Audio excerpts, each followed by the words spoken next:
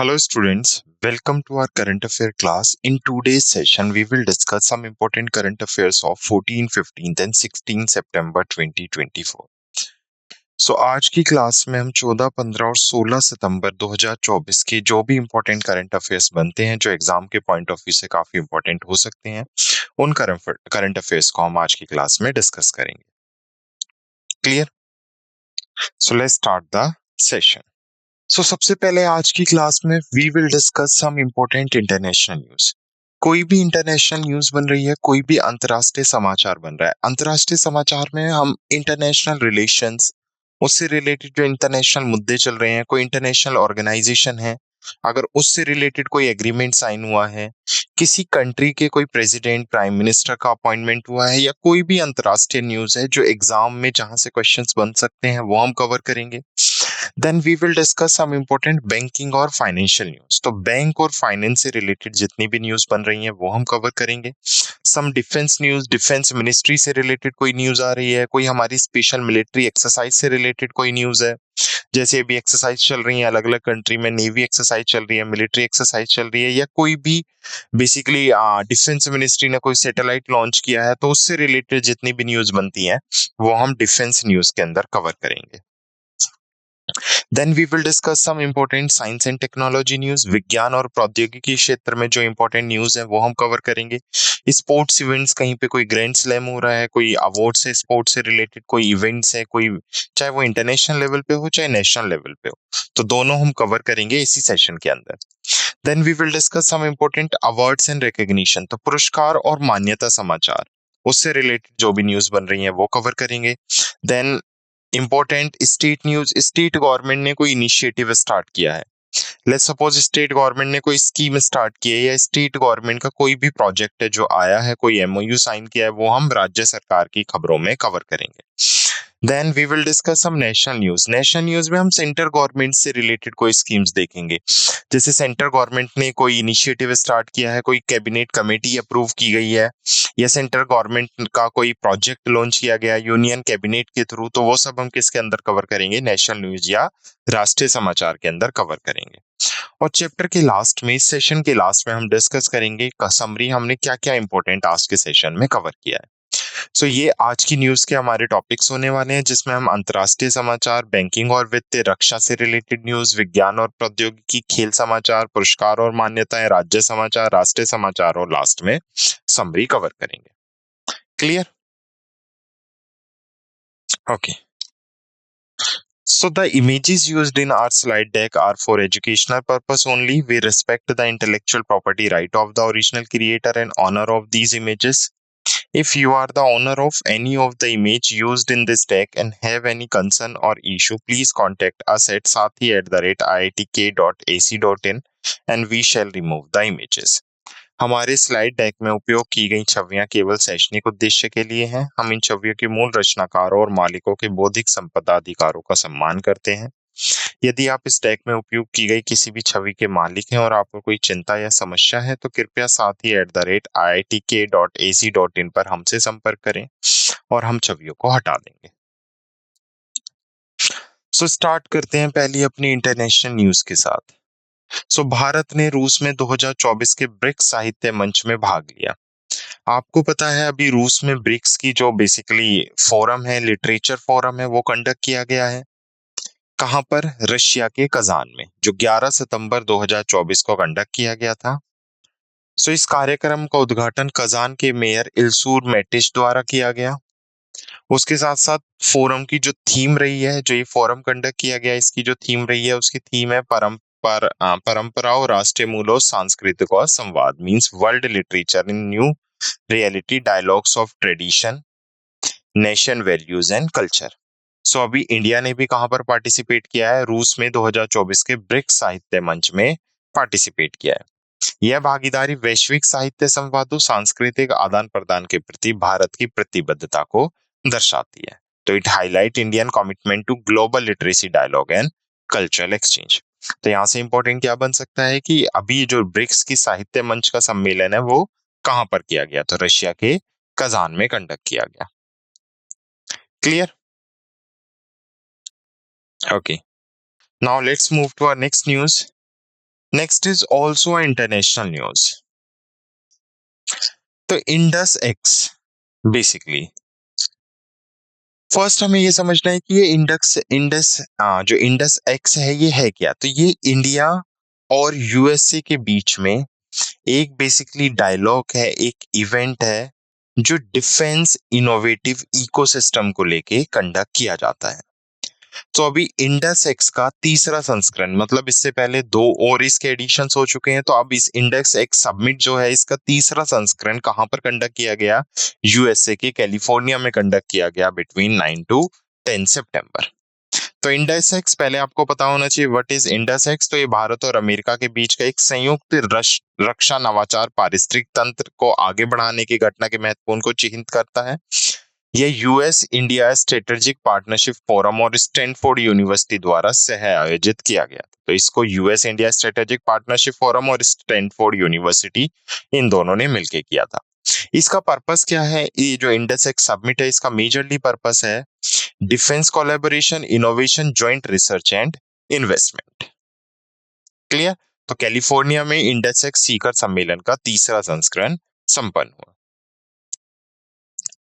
Next is international day for south south corporation 2024।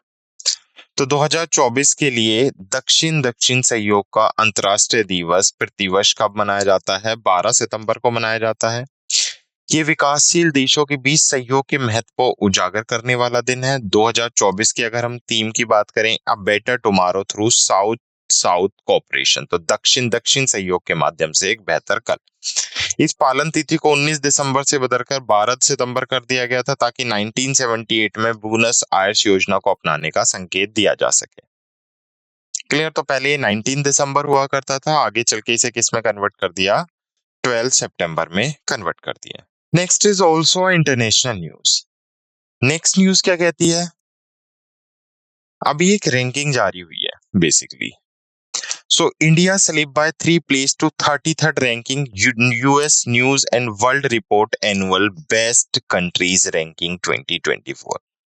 तो अभी क्या हुआ है, दुनिया की 100 बेसिकली सबसे बेस्ट कंट्रियों की लिस्ट जारी की गई है, जिसमें भारत 2023 में 30वें स्थान से फिसलकर 2024 US news and world report की वार्षिक सर्वश्रेष्ठ देश की रैंकिंग में कौन से स्थान पर आ गया है, 33वें स्थान पर आ गया। इसको जारी कौन करता है, US news and world report, और इस रिपोर्ट का नाम क्या है, annual best country ranking report. तो जिसमें इंडिया लास्ट ईयर अगर मैं बात करूं तो 30th प्लेस पे था, और इस बार इंडिया के कौन से प्लेस पे आ गया है, 33 प्लेस पे।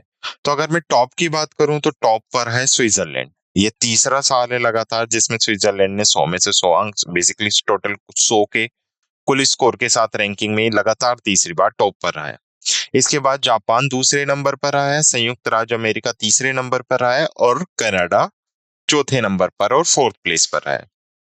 देश की रैंकिंग विभिन्न कारकों के आधार पर की जाती है, जिसमें आर्थिक प्रभाव, जीवन की गुणवत्ता और वैश्विक धारणा शामिल है। क्लियर। तो आपको याद रखना है, US news and world report annual best country ranking Switzerland ने टॉप किया, और इंडिया की इस बार की रैंकिंग 33 है, और लास्ट ईयर की इंडिया की रैंकिंग 30 थी। Next is banking and financial news. तो अभी पीयूष गोयल जी के थ्रू जन सुनवाई पोर्टल लॉन्च किया गया है, जिसमें जो एक्सपोर्टर्स हैं वो बेसिकली स्टेक होल्डर्स और अथॉरिटी के साथ कनेक्ट कर सकते हैं, कम्युनिकेट कर सकते हैं, और अपने इश्यूज को सामने रख सकते हैं।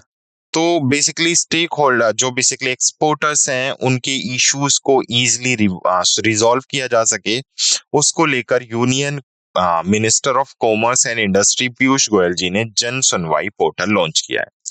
तो निर्यातकों की समस्या को हल करने के लिए पीयूष गोयल जी ने एक पोर्टल का अनावरण किया, जिसका नाम क्या है, जन सुनवाई पोर्टल। यह ऑनलाइन प्लेटफॉर्म हितधारकों और अधिकारियों के बीच संचार को सुगम बनाने के लिए डिजाइन किया गया है। पोर्टल का उद्देश्य जो निर्यातक है उनके द्वारा सामना की जाने वाली समस्याओं को कुशलतापूर्वक हल करना है। यह वाणिज्य विभाग द्वारा पारदर्शिता और उत्तरदायित्व बढ़ाने के लिए एक महत्वपूर्ण पहल है। क्लियर। तो to resolve exporters issue Piyush Goyal ji unveil portal, और पोर्टल का नाम आपको याद रखना है क्या है, जन सुनवाई पोर्टल।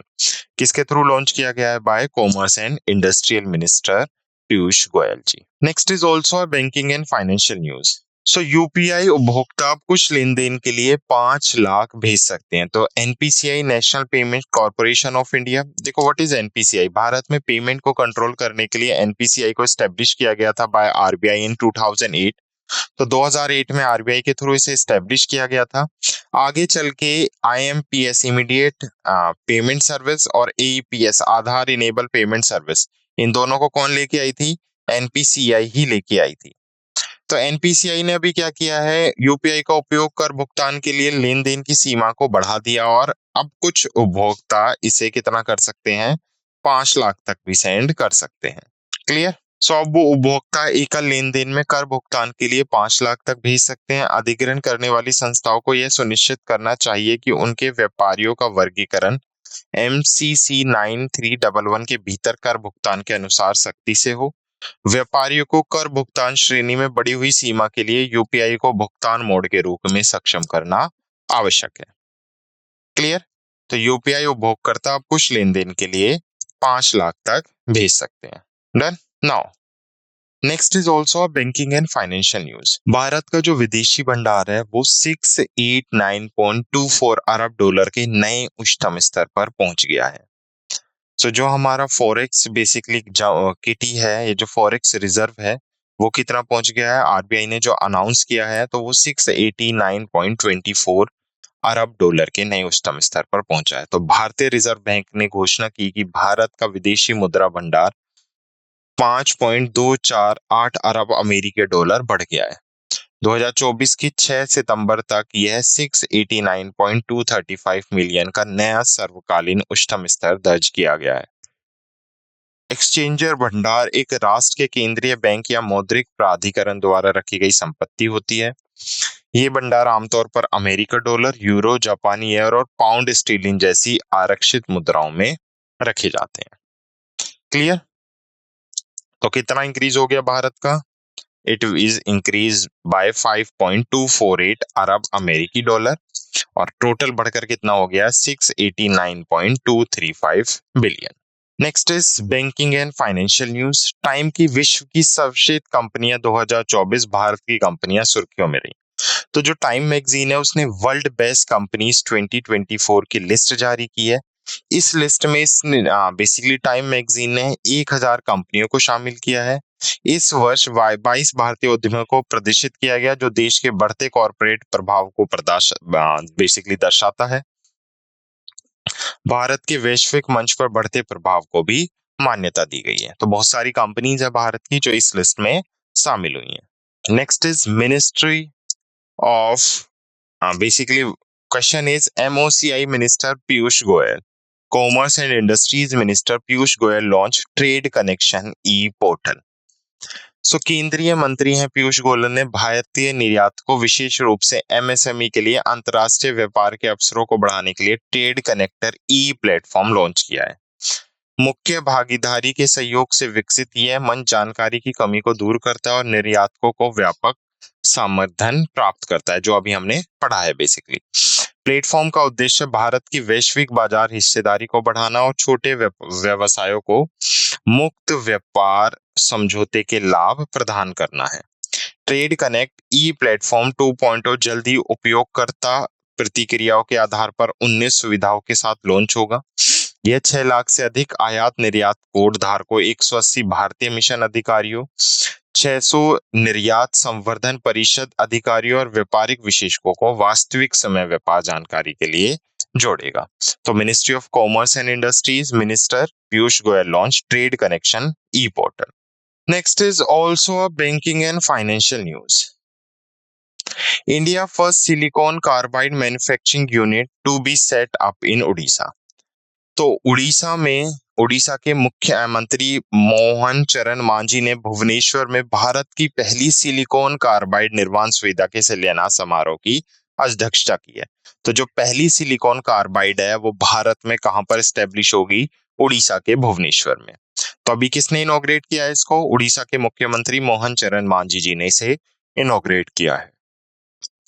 मुंबई स्थित RR RIR power electronic limited द्वारा विकसित इस परियोजना का जो टोटल बजट होगा लगभग कितना होगा, 620 करोड़ रुपए होगा। इस सुविधा से विनिर्माण, अनुसंधान और विकास में 500 से अधिक नौकरियों के सृजन की उम्मीद है। उत्पाद जो इस सुविधा में निर्मित किए जाएंगे उन्हें उत्तरी अमेरिका, यूरोप और एशिया के बाजारों में निर्यात किया जाएगा। यह परियोजना ओडिशा की औद्योगिक वृद्धि को बढ़ावा देगी और इसे वैश्विक पावर इलेक्ट्रॉनिक उद्योग में एक प्रमुख खिलाड़ी के रूप में भी स्थापित करेगी। क्लियर? तो इंडिया की first silicon carbide manufacturing unit कहां पर एस्टेब्लिश की जा रही है? ओडिशा में एस्टेब्लिश की जा रही है। Next is banking and financial news. Bank और फाइनेंस से है। Max life enter into bank assurance partnership with CSB bank to offer insurance product. तो ये न्यूज देखो, हम बैंक एश्योरेंस की कई बार हम पहले भी डिस्कस कर चुके हैं। दो ऑर्गेनाइजेशन है, एक है Max life insurance company limited. Already max life क्या है? एक इंश्योरेंस कंपनी है। देखो, एक इंश्योरेंस कंपनी होती है, एक NBFC, non banking financial companies, और बैंक्स होते हैं अलग। तो जब बैंक भी इंश्योरेंस प्रोडक्ट सेल करने लगे हैं तो उसी टर्म को हम क्या नाम देते हैं? बैंक का श्योरेंस। तो bank plus insurance, bank insurance दो टर्म से मिलके बना है, बैंक प्लस इंश्योरेंस। तो बैंक भी अब क्या करेंगे? इंश्योरेंस प्रोडक्ट बेचेंगे। अब बैंक अगर इंश्योरेंस प्रोडक्ट सेल कर रहे हैं तो किसी ना किसी के बिहाफ पे भेजे बेचेंगे या सेल करेंगे। तो जो सीएसबी बैंक है उसने टाइप किया है किसके साथ? मैक्स लाइफ इंश्योरेंस के साथ। तो अब सीएसबी बैंक मैक्स के इंश्योरेंस को सेल करेगा, मतलब अब ये बैंक अश्योर पार्टनरशिप में इन्वॉल्व हो गया है। तो ये साझेदारी 2.5 मिलियन से अधिक सीएसबी ग्राहकों को बचत, सुरक्षा, सेवानिवृत्ति, समूह जीवन बीमा विकल्पों की एक श्रृंखला प्रदान करने का लक्ष्य रखती है। बैंक इंश्योरेंस बीमा कंपनी को अपने उत्पादों को बैंक के ग्राहकों को बेचने की अनुमति देता है। मैक्स लाइफ इस साझेदारी के तहत सीएसबी बैंक के ग्राहकों को विभिन्न बीमा योजनाएं भी प्रदान करेगा। क्लियर? तो Max life enter with CSB bank to sell bank assurance product और insurance product. Next is defence news. तो डिफेंस से न्यूज है, इंपॉर्टेंट न्यूज है। तो जोरावर, आप सबको पता है जो जोरावर है वो भारत का लाइट टैंक है, जिसको स्वदेश यानी भारत में ही क्या किया गया है? निर्मित किया गया है स्वदेशी प्रणाली के through, make in India project के थ्रू। तो डीआरडीओ ने अपने हल्के टैंक जोरावर के पहले चरण के परीक्षण को सफलतापूर्वक पूरा कर लिया है। तो रक्षा अनुसंधान और विकास संगठन ने भारतीय लाइट टैंक जोरावर के प्रारंभिक ऑटोमोटिव परीक्षण सफलतापूर्वक संपन्न किए। परीक्षण 13 सितंबर 2024 को हुए। विविध मंच ने रेगिस्तानी इलाके में असाधारण प्रदर्शन किया। निर्धारित लक्ष्यों पर फायरिंग प्रदर्शन ने आवश्यक सटीकता प्राप्त की, जिससे इसकी युद्ध तत्परता क्या हुई? प्रदर्शित हुई। तो DRDO successfully complete first phase trial of light tank Zorawar. Done. Now next is also a defence news. तो डीआरडीओ और इंडियन नेवी ने मिलकर ओडिशा कोस्टल एरिया पे flight test VLSR SAM which is vertical launch short range surface to air missile का सफलतापूर्वक क्या किया है? परीक्षण किया है। तो डीआरडीओ और भारतीय नौसेना की बात हो रही है। इन्होंने ओडिशा तट में VLSRASAM का सफलतापूर्वक उड़ान परीक्षण किया। तो रक्षा अनुसंधान और विकास संगठन और भारतीय नौसेना ने ओडिशा के तट से vertical launch short range surface to air missile का सफलतापूर्वक उड़ान परीक्षण किया।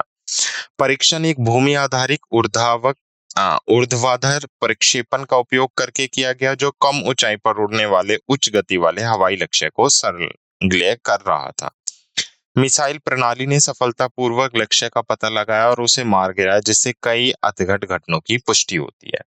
तो ये जो मिसाइल है ये शिप बेस्ड वेपन सिस्टम है, जिसको डेवलप किया है भारत डायनेमिक लिमिटेड ने, BDL ने, फॉर इंडियन नेवी। तो इसको डेवलप किया है BDL ने। इसको अभी इसका परीक्षण कहाँ पे किया गया? उड़ीसा कोस्टल पे। और किस किसने मिलकर इसका टेस्ट किया है? Defence research and development organisation और उसके साथ साथ इंडियन नेवी ने। क्लियर?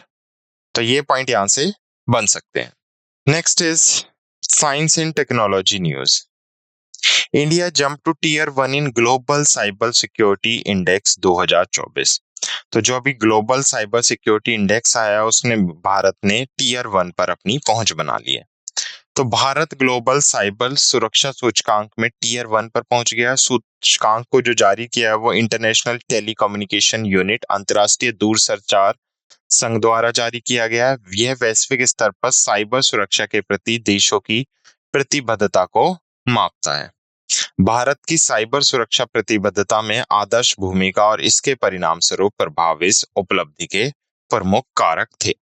सो क्या है India jump tier 1 in global cyber security index, जिसको किसके थ्रू जारी किया गया है? इंटरनेशनल टेलीकम्युनिकेशन यूनियन के थ्रू जारी किया गया है। तो ये है साइंस एंड टेक्नोलॉजी की हमारी news. So next is also science and technology news. तो रिसेंटली ये साइंस एंड टेक्नोलॉजी के फील्ड में अवार्ड से है। बेंगलुरु की एक फर्म है जिसका नाम क्या है? Space tech startup pixel.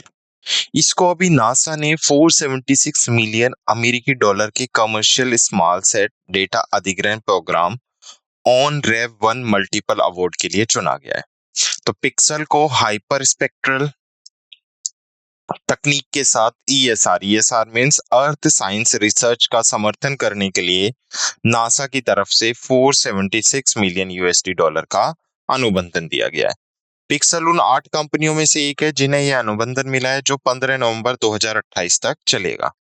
अनुबंधन NASA के लिए पृथ्वी अवलोकन data which is earth observatory data और संबंधित सेवाएं प्रदान करेगा।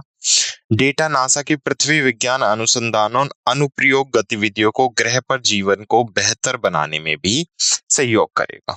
क्लियर? तो पिक्सल स्पेस टेक्स स्टार्टअप है बेसिकली, ये पिक्सल जो बेंगलुरु स्थित है। तो इसको अभी कौन सा अवार्ड दिया गया है? नासा के थ्रू 476 मिलियन यूएसडी डॉलर का अनुबंधन दिया गया। क्यों? फॉर अर्थ साइंस रिसर्च के फील्ड में नासा को सपोर्ट करने के लिए। Clear? Next is sports news. तो फुटबॉल आइकन है क्रिस्टियानो रोनाल्डो, उन्होंने सोशल मीडिया पे एक उल्लेखनीय मील का पत्थर साबित किया है। उनकी वैश्विक अपील फुटबॉल मैदान से कहीं आगे तक पहुंच गई है। 1 बिलियन उनके फॉलोवर्स हो गए हैं। रोनाल्डो की दर्शकों को मंत्रमुग्ध करने की क्षमता और उन्हें गैर फुटबॉल प्रशंसकों के बीच में एक प्रिय व्यक्ति बनाती है। यह उपलब्धि डिजिटल दुनिया में उनके बेजोड़ प्रभाव को रेखांकित भी करती है।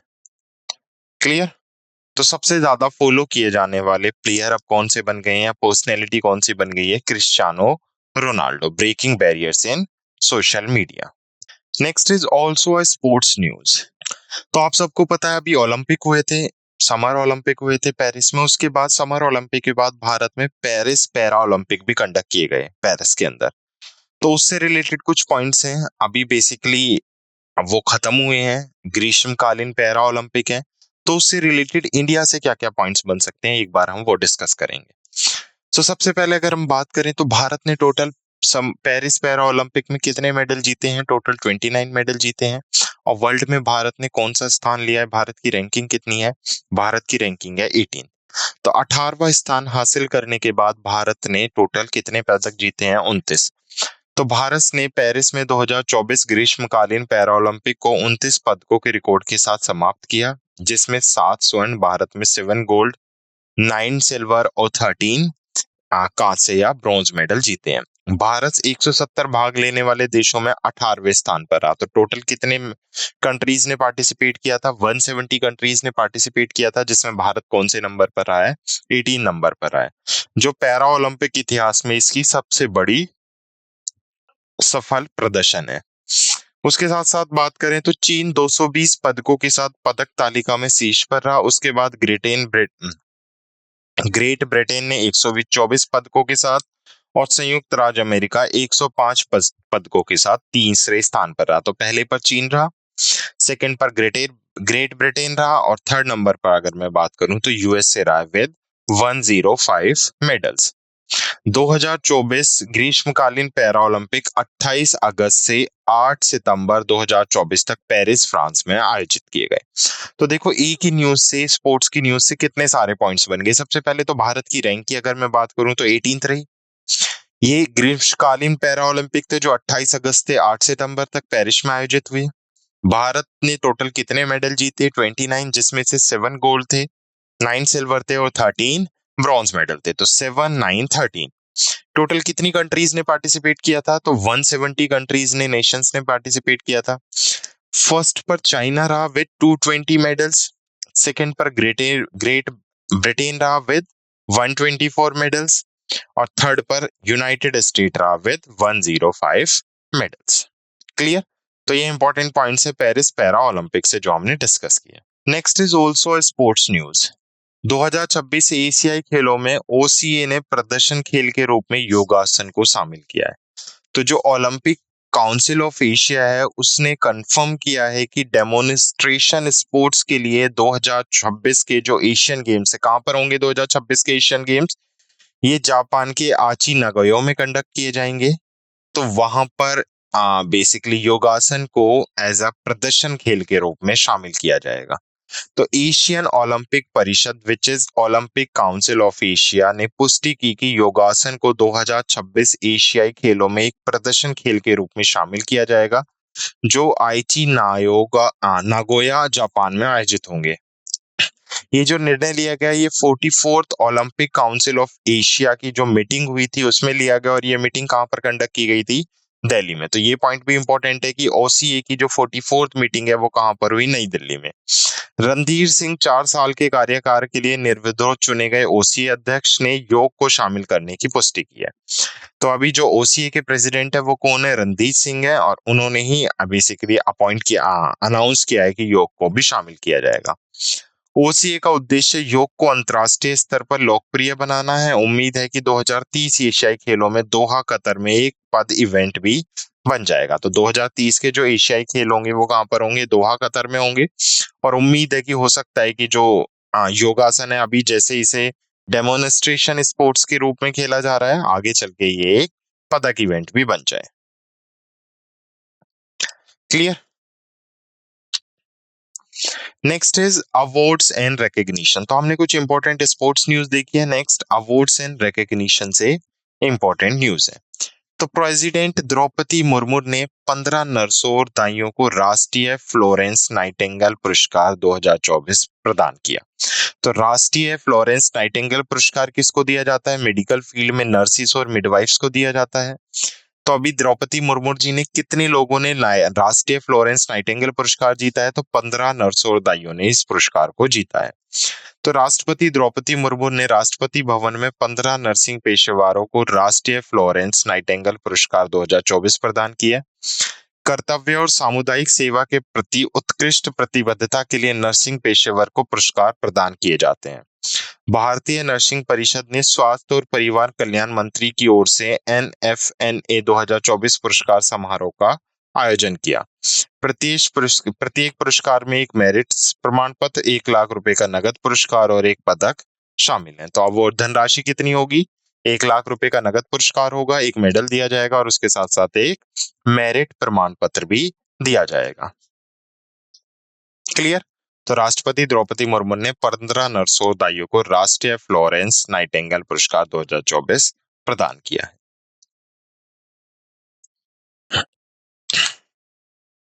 Next is state news. तो अभी एक बिहार और मेघालय में लंबी नाक वाले बैल सांप की एक नई प्रजाति को खोजा गया है, जिसको नाम क्या दिया गया है? अहेतुल्ला लोगिरोस्ट्रिस। तो अहेतुल्ला लोगिरोस्ट्रिस एग्जाम में कैसे क्वेश्चन पूछेगा? यहाँ से पूछ लेगा अहेतुल्ला लोगिरोस्ट्रिस क्या है। तो ये एक नई सांप की प्रजाति है जिसको अभी कहां पर डिस्कवर किया गया है? मेघालय और बिहार में डिस्कवर किया गया है। तो अहेतुल्ला लोगिरोस्ट्रिस का मतलब क्या है? लंबी नाक वाला बेल सांप। तो एक नई सांप की प्रजाति जिसका नाम है अहेतुल्ला लोगिरोलिस्ट बिहार के वाल्मीकि टाइगर रिजर्व और मेघालय में खोजा गया। तो बिहार में भी स्पेशली से कहां पर डिस्कवर किया गया है? तो वाल्मीकि टाइगर रिजर्व में से डिस्कवर किया गया है। एशिया प्रांत जैव विविधता पत्रिका में विस्तृत शोध निष्कर्ष प्रकाशित किए गए हैं। दक्षिणी बर्डविंग भारत की दूसरी सबसे बड़ी तितली प्रजाति तमिलनाडु के मदुरै में अमेरिकन कॉलेज के उपग्रह परिसर में पाई गई है। तो उसके साथ साथ क्या है? Southern birdwing India second largest butterfly species, उसको भी अभी सैटेलाइट कैंपस में जो अमेरिका का है, अमेरिका कॉलेज का मदुराई तमिलनाडु में, वहां पर डिस्कवर किया गया है। डोडामार के शोधकर्ताओं ने महाराष्ट्र के कुंभग्राम में एक नया जायफल दलदली जंगल खोजा है। तो उसके साथ साथ researchers from Dodamarg discover a new myristica swamp forest in Kombral Maharashtra. Done. तो ये कुछ स्पीसीज हैं जिनकी डिस्कवर की गई है। सबसे पहले थे एहितुल्ला लोगिरोस्टिक। ये क्या है? एक तरह का लंबी नाक वाला बेल सांप है जो वाल्मीकि टाइगर रिजर्व और मेघालय के कुछ एरिया में पाया गया है। उसके साथ दक्षिणी बर्ड विंग जो भारत की दूसरी सबसे बड़ी तितली है, उसको भी अभी कहाँ पर? तमिलनाडु में डिस्कवर किया गया है। और नया जायफल दलदला जंगल कहाँ पर डिस्कवर किया गया है? महाराष्ट्र के कोम्ब्रॉल में। Clear. Next is also state news. State news है बट फेस्टिवल से भी न्यूज है, काफी इंपॉर्टेंट न्यूज है। कई बार डायरेक्ट फेस्टिवल से क्वेश्चंस पूछ लिए जाते हैं। तो जांस्कर फेस्टिवल आपको पता होना चाहिए। जांस्कर फेस्टिवल मतलब जांस्कर वैली। जांस्कर एक रिवर भी है। तो अगर आप ये लिंक कर पा रहे हैं कि जांस्कर क्या है, जांस्कर एक वैली भी है, जांस्कर एक रिवर भी है, कहां पर फ्लो करती है? लद्दाख में। तो आप क्लियरली बेसिकली क्या कर सकते हैं? इस क्वेश्चन को क्रैक कर सकते हैं। सो अभी क्या हुआ है? जांस्कर के लोग नोवा लद्दाख जांस्कर महोत्सव 2024 मना रहे हैं। तो 2024 का नोवा लद्दाख जांस्कर महोत्सव सानी गांव में भव्यता के साथ सेलिब्रेट किया गया। तो जांस्कर फेस्टिवल सबसे पहले तो ये पता चल गया कहां पर सेलिब्रेट किया जाता है। ये लद्दाख में मनाया जाता है जांस्कर फेस्टिवल। इस वर्ष का त्योहार महत्वपूर्ण है क्योंकि ये जांस्कर को आधिकारिक रूप से जिले घोषित किए जाने के बाद पहला उत्सव है। तो जांस्कर को अभी सबको पता है कि आधिकारिक रूप से क्या डिक्लेयर किया गया है? एक डिस्ट्रिक्ट डिक्लेयर किया गया लद्दाख का, और उसके बाद जांस्कर डिस्ट्रिक्ट बनने के बाद ये जांस्कर पहला फेस्टिवल है। जांस्कर क्षेत्र की सांस्कृतिक समृद्धि और परंपराओं को यह कार्यक्रम उजागर करता है। यह स्थानीय समुदाय और आगंतुकों के लिए एक महत्वपूर्ण घटना के रूप में भी कार्य करता है। क्लियर। तो जांस्कर के लोगों ने क्या बनाया? नोवा लद्दाख जांस्कर महोत्सव 2024 मनाया। तो जांस्कर फेस्टिवल सिंपली याद रखना है कहां पर सेलिब्रेट किया जाता है? लद्दाख में। तो जांस्कर रिवर और जांस्कर वैली से भी आप कनेक्ट कर सकते हैं। तो नेक्स्ट इज नेशनल न्यूज। तो नेक्स्ट हमारी कौन सी न्यूज है? नेशनल न्यूज है। तो केंद्रीय मंत्री हैं ज्योतिरादित्य एम सिंधिया। अभी उन्होंने एक एप्लीकेशन लॉन्च किया जिसका नाम क्या है? अष्टलक्ष्मी महोत्सव वेबसाइट। तो अष्टलक्ष्मी महोत्सव वेबसाइट इंपॉर्टेंट वेबसाइट हो सकती है, डायरेक्ट पूछी जा सकती है कि इसके थ्रू लॉन्च की गई है या इसका पर्पस क्या है। तो इसको केंद्रीय मंत्री ज्योतिरादित्य सिंधिया जी ने लॉन्च किया है। अष्टलक्ष्मी महोत्सव वेबसाइट का पर्पस है जो हमारे नॉर्थ ईस्ट स्टेट्स हैं उनकी कल्चर और उनकी इकोनॉमिकल रिचनेस को क्या करना? शोकेस करना। तो केंद्रीय मंत्री ज्योतिरादित्य एम सिंधिया ने अष्टलक्ष्मी महोत्सव के लिए वेबसाइट का शुभारंभ किया। लॉन्च इवेंट नई दिल्ली के संचार भवन में आयोजित किया गया। यह पहल पूर्वोत्तर भारत की सांस्कृतिक और आर्थिक समृद्धि को प्रदर्शन करने के लिए सरकार की प्रतिबद्धता को भी उजागर करती है। वेबसाइट का उद्देश्य क्षेत्र को राष्ट्रीय और अंतर्राष्ट्रीय मंचों पर बढ़ावा देना है। क्लियर। तो Ashtalakshmi Mahotsav basically this website is inaugurated और started by M Jyotiraditya Scindia to showcase the north east Indian culture and economical richness. Done. Next is national news. So Amit Shah inaugurate National Security Strategy Conference in New Delhi. तो अमित शाह हैं गृह मंत्री, उन्होंने राष्ट्रीय सुरक्षा रणनीति सम्मेलन 2024 का उद्घाटन किया है। 2 दिवसीय सम्मेलन नई दिल्ली में आयोजित किया जाएगा। तो इसका जो इनॉग्रेशन हुआ है कहां पर इनॉग्रेट किया गया है? इसे न्यू दिल्ली में इनॉग्रेट किया गया है। इस कार्यक्रम में सुरक्षा के विभिन्न पहलुओं और उनकी चुनौतियों पर भी चर्चा की जाएगी। तो बेसिकली क्या क्या हम रणनीतियां बना सकते हैं सुरक्षा को लेकर, उसके लिए ये बैठक आयोजित की गई है। तो इसका मेजरली पर्पस क्या है? Discuss various aspect of security and challenges for securities. राष्ट्रीय सुरक्षा को बढ़ाने के लिए रणनीति विकसित करना भी इसका एक लक्ष्य है, ताकि हम क्या कर सकें? स्ट्रेटेजीज बना सके ताकि हम नेशनल सिक्योरिटी को और ज्यादा एनहेंस कर सकें। Next is also national news. केंद्रीय मंत्री हैं किरण रिजिजू ने एमपीए की 100 दिवसीय उपलब्धि के हिस्से के रूप में 6 पहलों की शुरुआत की है। What is MPA? अगर हम एमपीए की बात करें, MPA is ministry of parliamentary affairs. So 2024 में 11 सितंबर को केंद्रीय मंत्री किरण रिजिजू जी ने नई दिल्ली में संसदीय कार्य मंत्रालय की 100 दिवसीय उपलब्धियों के हिस्से के रूप में 6 नई पहलों की शुरुआत की है। अगर हम इन पहलों की बात करें तो जो सबसे पहला इनिशिएटिव है वो है नेशनल ई विधान एप्लीकेशन। नीवा 2.0। तो नेशनल ई विधान एप्लीकेशन का मतलब है कि जो पेपरलेस लेजिस्लेटिव एनवायरनमेंट है उसको बढ़ावा देना। तो उद्योगों में कागज रहित विधायी वातावरण के लिए राष्ट्रीय ई विधान एप्लीकेशन और नीवा सार्वजनिक पोस्टल संस्करण 2.0 शामिल है। तो सबसे पहले तो ये लॉन्च किया गया है। सेकंड, अगर हम बात करें तो अधीनस्थ विधान प्रबंधन प्रणाली which is subordinate legislative management system known as SLMS and consultative committee management system were also introduce. तो परामर्शदर्शी समिति प्रबंधन प्रणाली की भी शुरुआत की गई है। उसके साथ साथ national youth parliament scheme portal 2.0 start किया गया। इसे सभी नागरिकों के लिए खोलकर भागीदारी को बढ़ाना है। और एकलव्य मॉडल आवासीय विद्यालयों के लिए राष्ट्रीय युवा संसद प्रतियोगिता की एक नई योजना भी शुरुआत की गई है। तो एकलव्य मॉडल जो सरकार लेके आई थी, अभी 38,800 स्कूल्स बेसिकली टीचर्स को भर्ती करना था एकलव्य मॉडल स्कूल्स में। तो वहां पर एक national youth parliament competition basically एक न्यू स्कीम भी स्टार्ट की गई है ताकि वहां के बच्चे उसमें क्या कर सकें, पार्टिसिपेट कर सकें। ठीक है। तो 6 इनिशिएटिव याद रखने हैं जिसको किसने स्टार्ट किया है, किरण रिजिजू जी ने लॉन्च किया है as a part of 100 day achievement of ministry of parliament affairs. Clear. Okay, प्रधानमंत्री मत्स्य संपदा योजना। तो आप सबको पता है जो प्रधानमंत्री मत्स्य संपदा योजना है उसको 2020 में लॉन्च किया गया था। प्रधानमंत्री मत्स्य संपदा योजना का पर्पस क्या था, जो फिशरी सेक्टर है जो भारत में मछली पालन का जो सेक्टर है उसको क्या करना है, बढ़ावा देना है या बढ़ाना है। प्रधानमंत्री मत्स्य संपदा योजना के 4 वर्ष पूरे पूरे हुए और ये किसके अंदर आता है, ब्लू रेवोल्यूशन। तो अगर आपसे पूछेगा ब्लू रेवोल्यूशन किस चीज से रिलेटेड है, तो जो एक्वेटिक एनिमल्स हैं उनके या एक्वेटिक जो प्रोडक्शन है उसको बढ़ाने के से रिलेटेड है ब्लू रेवोल्यूशन। प्रधानमंत्री मत्स्य संपदा योजना 2020 में शुरू की गई थी। यह भारत के मत्स्य पालन क्षेत्र को बदलने के उद्देश्य से एक व्यापक पहल है। यह योजना मछुआरों के कल्याण को बढ़ाती है और उसके साथ साथ मछली उत्पादकों और गुणवत्ता में महत्वपूर्ण मुद्दों को संबोधित करती है। यह प्रौद्योगिकी, बुनियादी ढांचे और मत्स्य श्रृंखला को मजबूत करने पर भी ध्यान केंद्रित करती है। तो 4 साल पूरे हुए हैं प्रधानमंत्री मत्स्य संपदा योजना को अंडर ब्लू रेवोल्यूशन। ठीक है, नीली क्रांति के तहत। Next is ministry of environment, forest and climate change से रिलेटेड है। बेसिकली अभी उन्होंने ऑर्गेनाइज किया है डायलॉग ऑन मॉन्ट्रियल प्रोटोकॉल।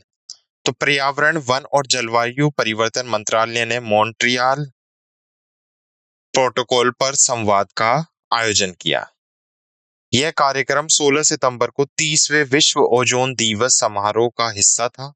इसकी अगर हम थीम की बात करें तो Montreal protocol advancing climate action, Montreal protocol जलवायु कार्रवाई को आगे बढ़ाना, वैश्विक संकटों को हल करने के लिए विज्ञान द्वारा निर्देशित सामूहिक निर्णयों को कार्य के महत्व पर संवाद ने जोर दिया है। क्लियर। नेक्स्ट इज हिंदी दिवस 2024।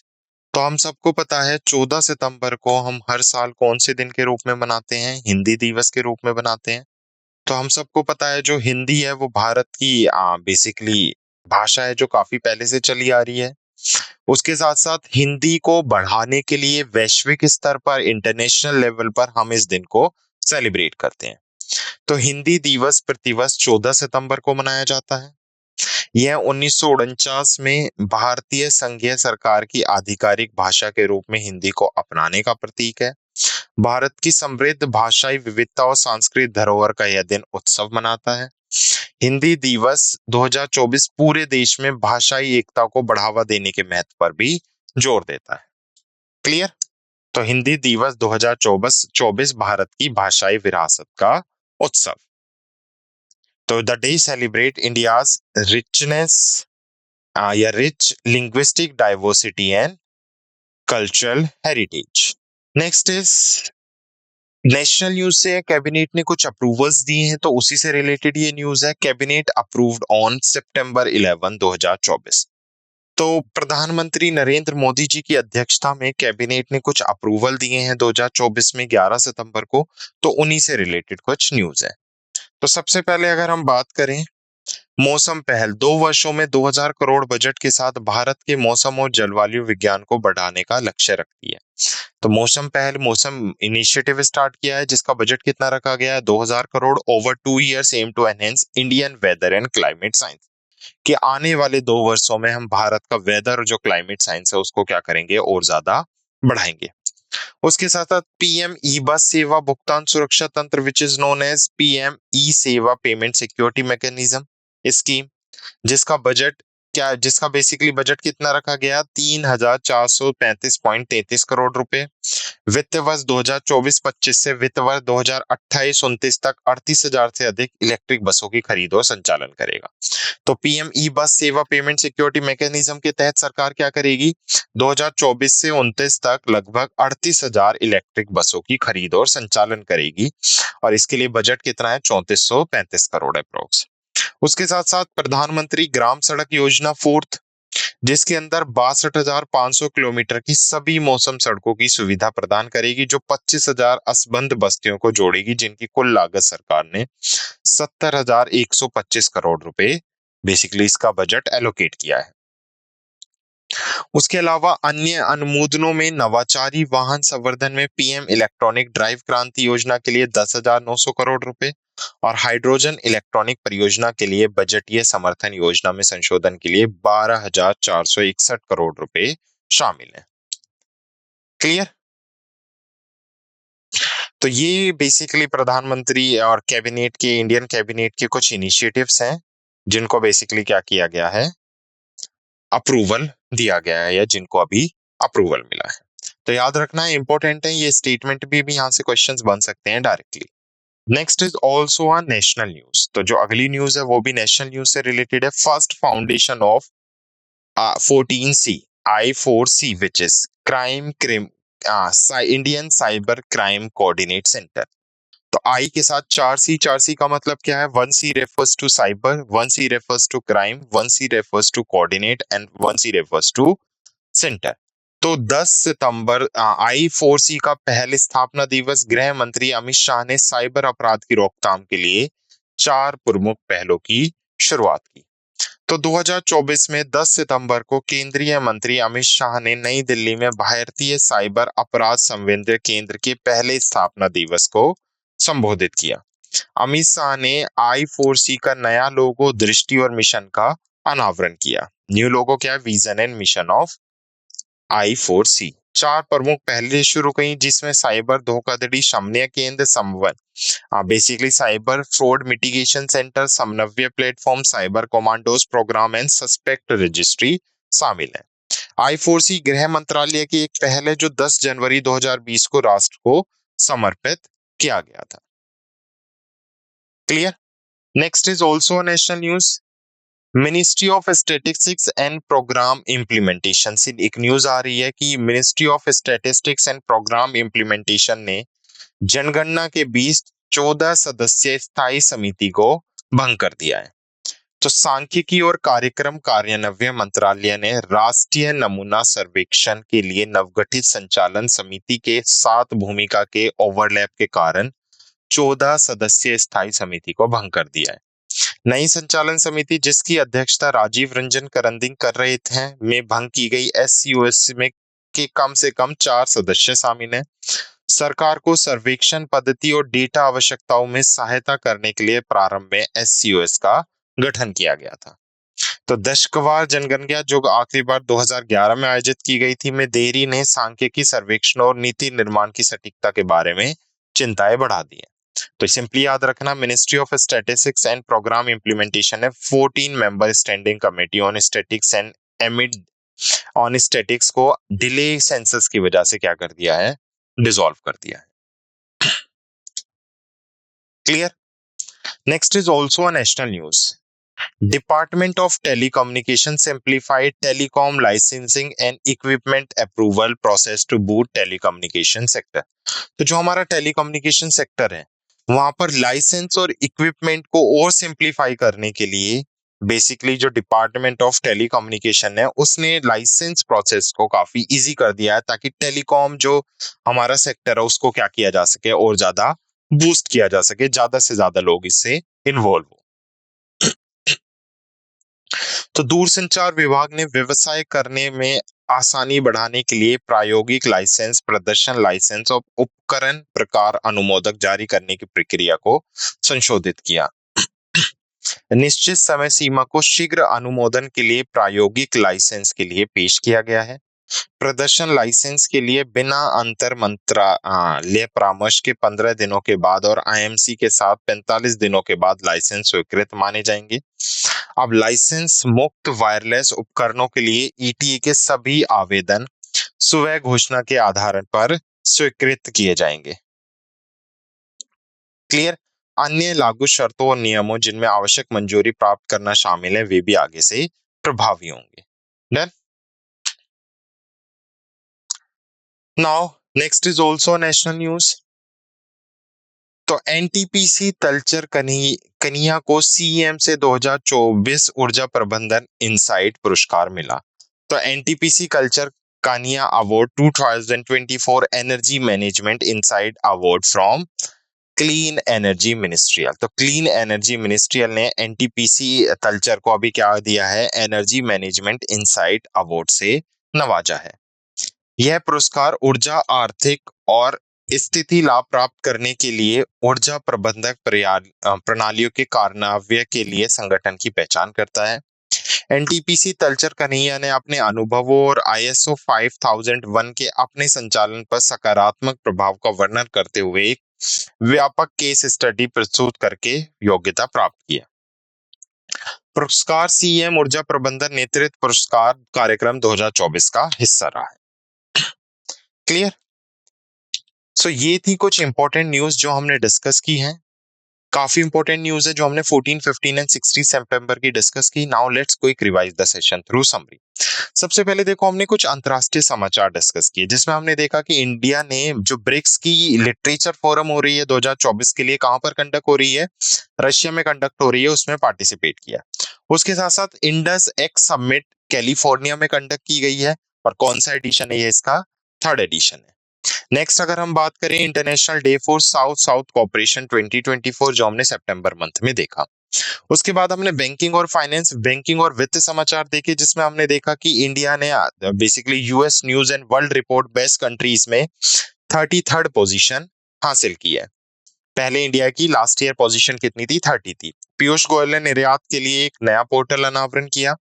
उसके साथ साथ यूपीआई यूजर्स अब कुछ लेन देन के लिए 5 लाख तक का लेन देन कर सकते हैं। भारत की जो फॉरेक्स रिजर्व है वो कितना पहुंच गया है, 689.24 यूएसडी मिलियन डॉलर पहुंच गया है। उसके साथ साथ बात करें ministry of commerce and industrial affairs ने मंत्री पीयूष गोयल ने ट्रेड कनेक्ट ई पोर्टल लॉन्च किया और मैक्स लाइफ ने सीएसबी बैंक्स के साथ पार्टनरशिप की है for bank assurance product. Next हमने डिफेंस से देखा जिसमें जो भारत का लाइट टैंक है जोरावर जो भारत में ही मेक इन इंडिया के तहत निर्मित किया गया, डीआरडीओ ने उसका सफल परीक्षण किया। उसके साथ साथ डीआरडीओ और इंडियन नेवी ने फ्लाइट टी टेस्ट वीएलएसआर का भी सफल परीक्षण किया है। साइंस एंड टेक्नोलॉजी में हमने देखा कि उड़ीसा में भारत की first silicon carbide manufacturing unit क्या होगी, स्टैब्लिश होगी। उसके साथ साथ पिक्सल अवार्ड 476 मिलियन नासा ने बेसिकली काउंटर को सम्मानित किया है। उसके साथ India jump to tier 1 in global cyber security index 2। Sports news में हमने पैरा ओलंपिक से रिलेटेड देखा कि भारत ने टोटल 29 मेडल जीते हैं और भारत ने 18वीं रैंक हासिल की है। नेक्स्ट ओसीए ने 2026 एशियाई खेलों में योगासन को शामिल किया as a demonstration sports. Draupadi Murmu ji ने बेसिकली नर्सों को फ्लोरेंस नाइटिंगेल अवार्ड से सम्मानित किया है। नेक्स्ट हमने स्टेट न्यूज में देखा जांस्कर फेस्टिवल सेलिब्रेट किया गया कहां पर, लद्दाख में। उसके साथ साथ ज्योतिरादित्य सिंधिया जी ने अष्टलक्ष्मी महोत्सव वेबसाइट लॉन्च की है फॉर नॉर्थ ईस्ट कल्चर के लिए। नेशनल न्यूज में हमने देखा अमित शाह जी ने इनॉग्रेट किया national security strategy conference. Union minister Kiren Rijiju ji ने लॉन्च किया है 6 इनिशिएटिव।